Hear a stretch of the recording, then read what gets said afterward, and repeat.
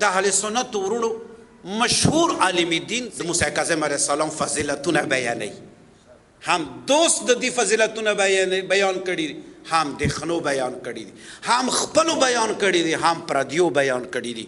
توجه مشته خبره د ابن حجر متعصب څه كان معروفا عند اهل العراق بباب قضاء الحوائج.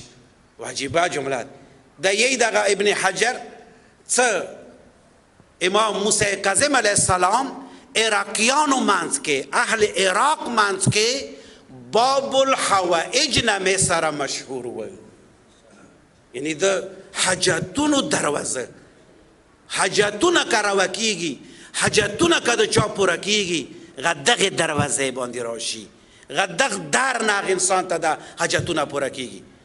وکان اعبد اهل زمانه، دیکھیں کان اعبد اهل زمانه.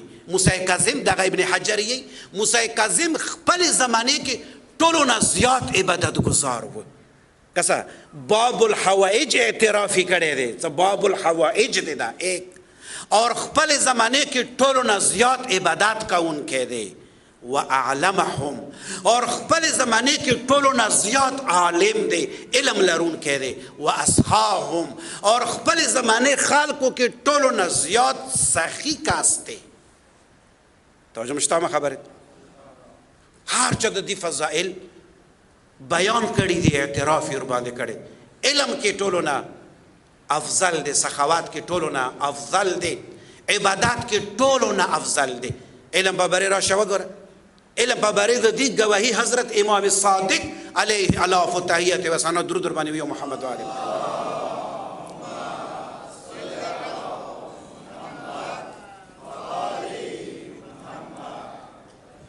یو مقام باندې طولانی روایت د هغه روایت اخیری ټکړه را خلب عیسی نامی صحابی بزرگوار د امام جعفر صادق غور دیز یا عیسی، توجه خوشتامه خبره یا عیسی ان ابن هذا الذي رأيت لو سألته.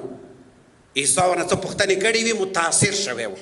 عیسی نامی شخص موسی کاظم څه بچپنی عمر کې و، څو پوښتنې ورنه کړې وي، خپل ځای باندې یو بحث دی، متاثر شوی و د علم نه.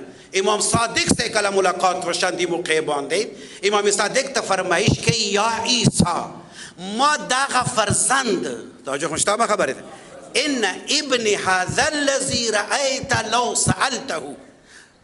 ای عیسی ما دغه فرزند ابنی دا ما دغه فرزند څه تا وکته که چیرې دینه پوښتنه وکړې څه شي په باره اما دفعتي المصحف، که ته پوښتنه وکړې د قرآن دو جلدو کې کوم دی قرآن، که د قرآن نه پوښتنه یا قرآن متعلق ما دغه بچي نه پوښتنه وکړې تا ته به هر یو جواب ما دغه فرزند قرآن مجید نه درکړي.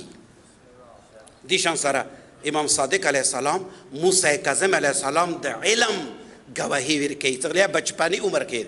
توجه خوشتامه خبره